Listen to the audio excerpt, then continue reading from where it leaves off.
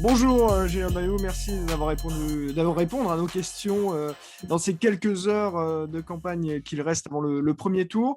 On va faire rapidement un tour de votre programme. La première question, elle porte sur les lycées et puis sur l'enseignement supérieur aussi, mais principalement sur les lycées parce que c'est l'une des compétences majeures de la région, des régions. Qu'est-ce qu'on fait pendant 6 ans, pendant votre mandat, pour les lycées, en termes d'infrastructure, et puis aussi en termes de moyens alloués aux lycéens, c'est-à-dire en termes de manuels, en termes de tablettes, enfin voilà, on vous écoute. Oui, merci. Merci beaucoup. Vraiment, je suis heureux de pouvoir répondre à vos questions. Vous l'avez dit, les lycées, c'est une compétence majeure. Alors, surtout l'entretien, la création des nouveaux lycées, l'entretien du bâti, des bâtiments, et puis le recrutement des agents. Pas des enseignants, évidemment, ou pas des programmes, mais des agents. Et là-dessus, le bilan, il est mauvais. Il est mauvais parce que Valérie Pécresse dénonçait un tiers de lycées vétustes en 2015, mais malheureusement, elle a lancé très peu d'opérations de rénovation.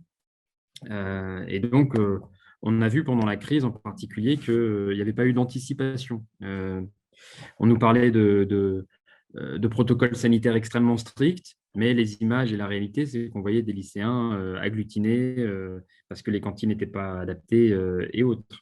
Et on avait 1000 agents qui manquaient sur les, on va dire, 500 lycées de l'Île-de-France. Et malheureusement, c'est des métiers pénibles et certains sont tombés malades aussi. Donc, en fait, on a un vrai effort de rattrapage. Voilà. Et donc, nous, on veut lancer un plan d'investissement d'urgence, 1 milliard d'euros par an, pour rattraper tout ce qui n'a pas été fait sur les lycées. Je pense au lycée de Coulommiers, par exemple, où il y avait une grosse mobilisation lycéenne pour alerter sur la situation. Le lycée Rabelais à Duny ou le lycée Fédère, évidemment, à Paris, il y a urgence. Il y a un effort sur le rattrapage du nombre d'agents. Voilà. Il faut de la présence humaine, adulte. En vrai, plutôt que des brigades, plutôt qu'une dizaine de brigades pour les 500 lycées, ce qui est en fait un peu ridicule, parce que si vous avez une brigade pour 50 lycées, qu'est-ce que vous voulez qu'elle fasse? En vrai, c'est pas possible. Il nous faut de la présence humaine dans les lycées. On a aussi un retard sur les médecins scolaires et les infirmiers et infirmières. Et pour nous, c'est extrêmement important. Il faut tirer les leçons de la crise et faire en sorte que les lycéens, et j'ai envie de dire en particulier les lycéennes, puissent avoir une interlocutrice santé sur l'adolescence, sur la puberté, sur l'apparition des règles, sur tous ces sujets, évidemment, sur la prévention, sur la contraception. C'est important que les lycéennes en particulier aient toutes les infos et les bonnes interlocuteurs et interlocutrices. Il y a un enjeu pour nous de formation consentement. C'est le bon âge pour apprendre à dire non, ou apprendre à dire oui en sachant à quoi on dit oui, et puis pour connaître ses droits, son corps et ses droits. Et puis, pour moi, il y a un enjeu de représentation, parce que finalement, comme c'est les lycées, bien sûr, les lycéens, les lycéennes en général n'ont pas le droit de vote, puisqu'il faut avoir 18 ans. Nous, les écologistes, on est pour le droit de vote à 16 ans, mais ce n'est pas encore le cas.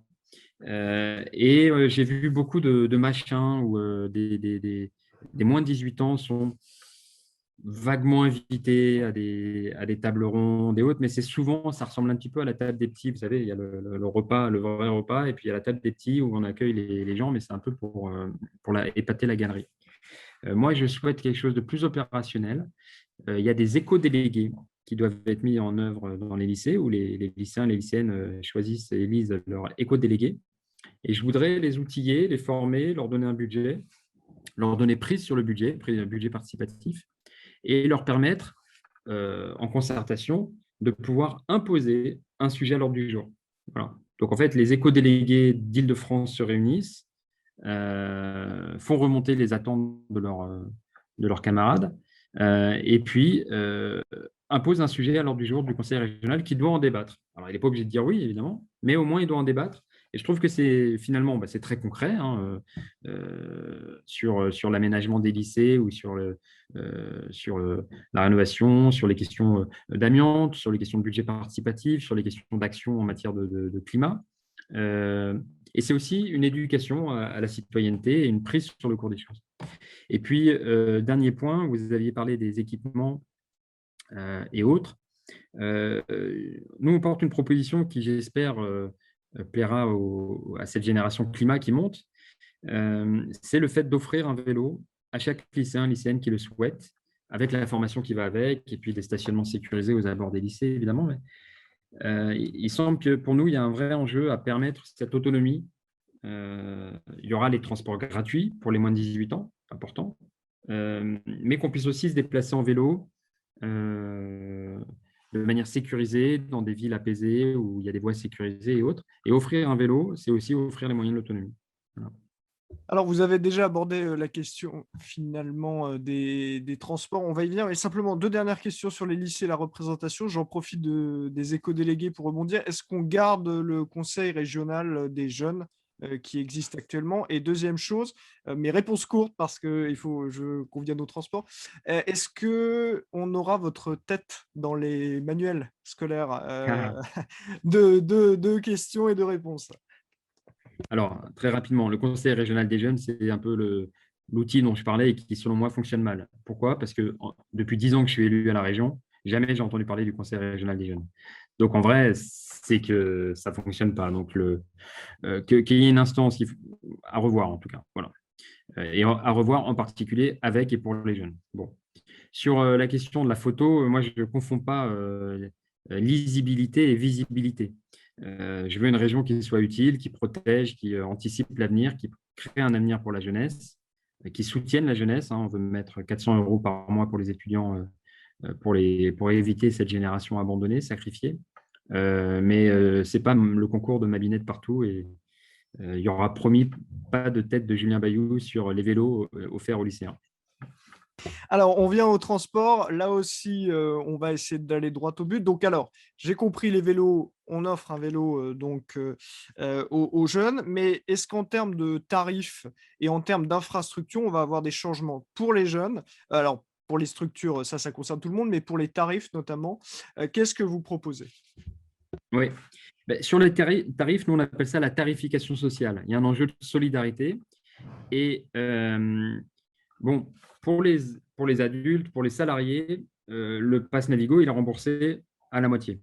Il y a des tarifs pour les retraités. Et puis, il y a une gratuité pour les Parisiens de moins de 18 ans. Bon, évidemment, l'enjeu, c'est de remédier à cette discrimination et que les moins de 18 ans du Val-de-Marne, du Val-d'Oise, de Seine-et-Marne et autres bénéficient de la même offre, évidemment. Donc ça, c'est le premier point.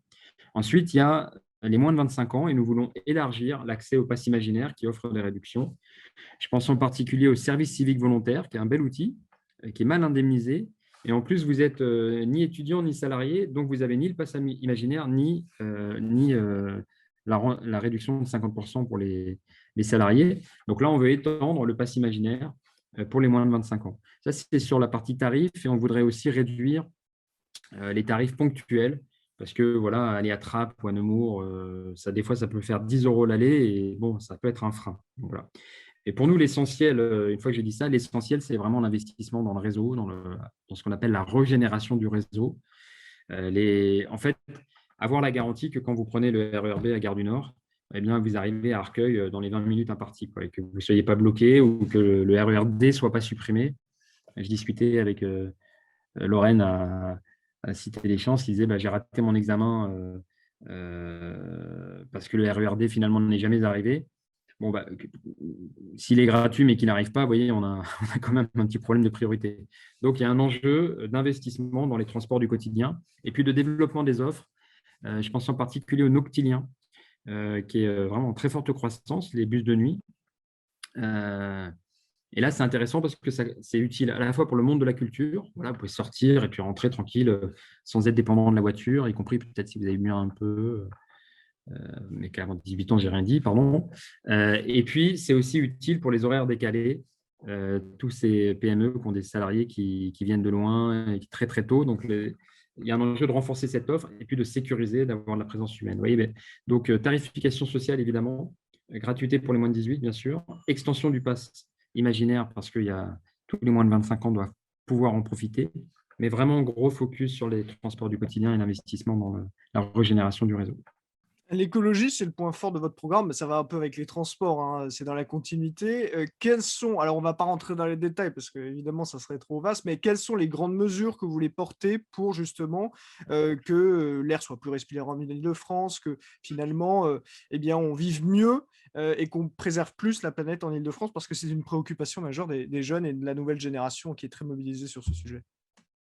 Oui, et d'ailleurs, je dois dire, tout à fait, je dois dire vraiment qu'en tant ancien écolo, bon, moi j'ai 41 ans, je peux vous dire que ça fait, enfin, c'est juste, ça transporte de bonheur de voir la génération qui monte, qui peut bloquer des lycées, qui peut désobéir pour le climat. Enfin, il y a pas plus beau cadeau pour les anciens, entre guillemets, qui militaient pour les générations futures. Voilà, et voir qu'elles répondent présentes, vraiment, ça fait, c'est émouvant. Tout notre programme, il est pensé pour les générations futures, évidemment. Tout notre programme, il est pensé pour traduire les propositions de la Convention citoyenne pour le climat. Voilà. On a un accord de Paris, un accord sur le climat à Paris qui a été signé, et bien maintenant, il faut le mettre en œuvre. Tous les discours sont verts, il faut verdir les actes. Voilà. Donc, je ne vous fais pas le détail parce que tout est sur idfecologie.fr. Mais ce qui est intéressant, c'est, vous l'avez dit, aujourd'hui, période de canicule, période de pic d'ozone. Ça veut dire que pour les asthmatiques, c'est l'horreur. Pour les gens qui sont allergiques, c'est l'horreur, c'est le calvaire. Et quand on agit pour le climat, on agit pour la santé, quoi. On agit pour le bien-être. On peut aussi lutter contre le bruit, mieux dormir, lutter contre les pollutions, mieux respirer. Et quand on agit pour le climat, on agit pour l'emploi. Voilà. Donc, une des propositions phares, c'est le bio dans les cantines et les circuits courts. Ce qui est intéressant, c'est que c'est bon pour le.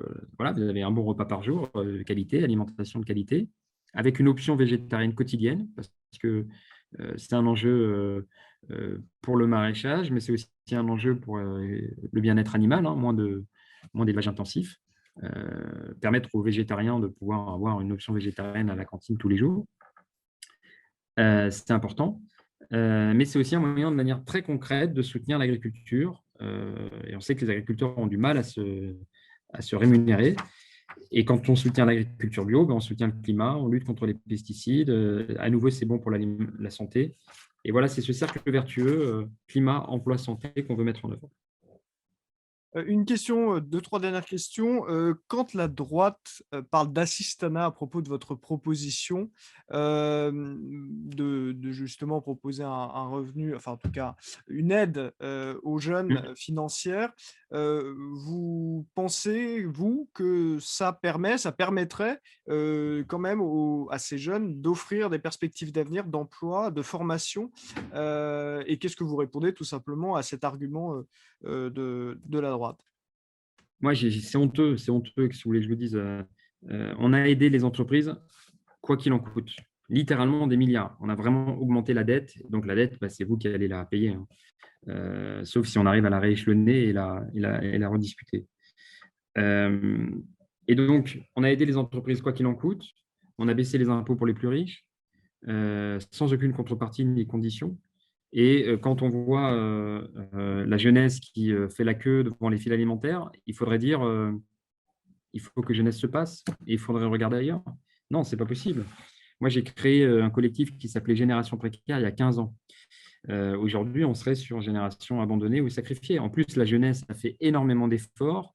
Elle qui était un peu moins en risque face au virus, elle a fait le confinement, elle a fait le couvre-feu, elle a vu ses études, son avenir obscurci, alors qu'il est déjà obscurci par l'inaction climatique, obscurci à plus court terme encore par toutes les restrictions sanitaires, justement pour protéger ses parents et ses grands-parents. Donc la jeunesse, elle a fait le job, elle s'est vraiment dévouée. Donc la moindre des choses, c'est de la soutenir. Et moi, je ne veux plus de ces fils alimentaires, ce n'est pas possible. Donc 400 €, ce n'est pas énorme, mais c'est ce que peut faire la région sur quelques mois, en coup de pouce, en proposant aussi à l'État de prendre sa part. Mais un mot sur l'assistanat, c'est un terme dégueulasse. Parce que quand on aide les entreprises et les plus riches sans contrepartie, c'est ça le vrai assistanat. Et j'ai entendu en particulier Bruno Le Maire. Mais lui, Bruno Le Maire, il a été payé pendant ses études. Il a eu la chance de faire partie d'une grande famille, de faire une grande école après son bac, puis de faire l'école normale supérieure. Vous êtes rémunéré. Puis de faire l'ENA, vous êtes rémunéré. Donc, il a fait 10 ans d'études rémunérées par le public parce que c'est une tête bien faite. Tant mieux pour lui. Mais dans ce cas-là, comment considérer qu'on ne doit pas investir dans la jeunesse, dans son avenir, dans sa santé psychique, dans son alimentation? Et donc, évidemment, nous, on porte avec Benoît Hamon le projet de revenu universel qu'on veut expérimenter. Alors, on ne peut pas le faire, c'est pas vrai, la région ne peut pas le faire, mais on peut l'expérimenter. Et en attendant, sans attendre, en urgence, débloquer ces fonds nécessaires pour soutenir la jeunesse. Ce n'est pas de l'assistanat, c'est de l'investissement dans notre avenir. Alors, encore 2 dernières questions. On était avec Othman Nasrou, qui est, vous savez, le premier vice-président de Valérie Pécresse, et qui nous disait pareil que vous êtes un danger, vous seriez demain un danger pour la région et que vous la conduiriez pratiquement à la banqueroute. Bon, si on rajoute à tout ça les polémiques qu'il y a eu ces derniers mois autour des nouveaux écolos élus l'année dernière, vous ne pensez pas que ça fait un peu peur tout ça quand on entend ce discours-là? Est-ce que finalement, vous n'avez pas peur demain, si vous vous retrouvez président de la région, de faire face tous les jours ou pratiquement toutes les semaines à des polémiques? Oui, bah, écoutez, je vais vous dire, on s'y habitue. Moi, je ne suis pas pour la violence dans le débat public, ni verbal, ni encore moins physique, évidemment.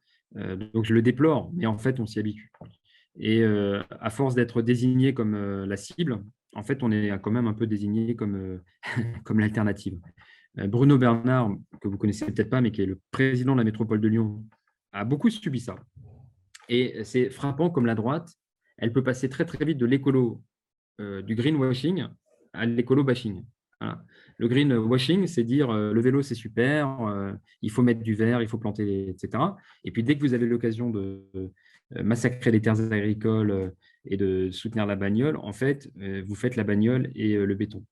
Ça, c'est le greenwashing. Et la droite est très forte pour ça. Mais vous voyez, dès que les écolos sont en mesure d'arriver au pouvoir, à Lyon, c'est ce qui s'est passé. Oh là là, c'est extrêmement dangereux. Imaginez, ils vont faire de la rénovation thermique, permettre aux gens de se chauffer pour moins cher, et ils vont faire développer le vélo. Et puis l'agriculture bio. Voilà le danger. Bon, ben moi, je suis très, très serein vis-à-vis de ça, parce que la population l'attend. On est en pleine période de canicule, de pollution, les gens veulent manger mieux, plus sainement. On doit tirer les leçons de la crise. Bien sûr que ce n'est pas les personnes qui nous ont précipités dans la crise qui vont nous en sortir. La droite au pouvoir aujourd'hui, c'est celle qui est responsable du manque de policiers, de soignants et d'enseignants. Valérie Pécresse, elle a supprimé 12 000 policiers et 150 000 fonctionnaires en tout quand elle était ministre du Budget. Donc, si c'est ça la bonne gestion, l'anticipation, la vista, eh bien, évidemment qu'on s'en passe. Donc, moi, je ne suis pas très, très inquiet. Et le plus simple, c'est de voter écolo. Et puis enfin, la dernière question, c'est simplement pour un peu mieux vous connaître et puis connaître votre liste. C'est une interro surprise, on va dire. Je ne sais pas. Mais, Aïe, aïe, aïe. non, non, non, non, non. C'est une œuvre, alors je ne sais pas, un livre, une musique ou un film qui soit peut définir votre projet, ce que vous portez, ce que vous voulez porter pour l'Île-de-France, ou vous-même. Alors, ça peut être aussi votre œuvre préférée si vous n'avez rien préparé, mais ça peut permettre, pour permettre, pardon, de vous découvrir, enfin, de vous connaître un peu mieux. Pour me connaître un peu mieux, il y a il y a 2 documentaires qui ont été réalisés sur mon côté activiste, sur les squats, sur Génération Précaire. Il y en a un qui s'appelle Ainsi squatte-t-il. Une œuvre que j'aime beaucoup, qui est très intéressante, c'est celle de Cyril Dion. C'est un documentaire qui date un peu, qui s'appelle Demain, et qui présente ces alternatives sur l'économie circulaire, sur le fait de réduire les déchets, sur l'agroécologie, sur le lien en fait entre climat, emploi et santé, sur le fait que bon, il y a une menace, clairement, elle est là, le dérèglement climatique, mais c'est aussi une chance, c'est aussi une opportunité, et qu'on doit s'en saisir. Voilà. Si vous ne l'avez pas vu, c'est pas mal. Merci Julien Bayou d'avoir répondu à nos questions. Donc, allez voter dimanche, faites votre choix. Et puis, merci d'avoir répondu à nos questions et bonne fin de campagne.